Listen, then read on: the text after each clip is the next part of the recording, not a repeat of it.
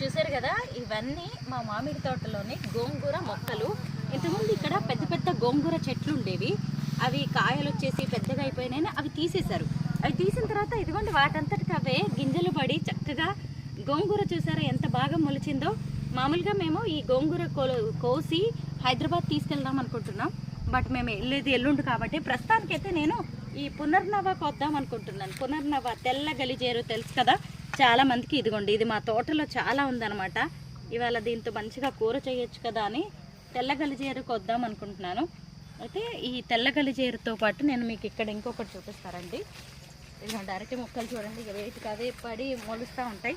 ఇక్కడ బుజ్జి బుజ్జిగా కనిపిస్తున్నాయి చూసారా, ఇవేంటి అనుకున్నారు? బంతి మొక్కలు, అది కూడా ఇంగ్లీష్ బంతి మొక్కలు అనమాట. ఇవి చక్కగా సాఫ్రాన్ కలర్లో ఎల్లో కలర్లో ఉంటాయి. మా బతుకమ్మ టైంకి ఇప్పుడు ఈ చెట్లన్నీ అంటే అక్టోబర్ నాటికి ఇవన్నీ కూడా పెద్ద పెద్ద ఇంత ఎత్తయి చక్కగా అందంగా ఇదిగోండి ఇలాంటి పూలు పూస్తూ ఉంటాయి.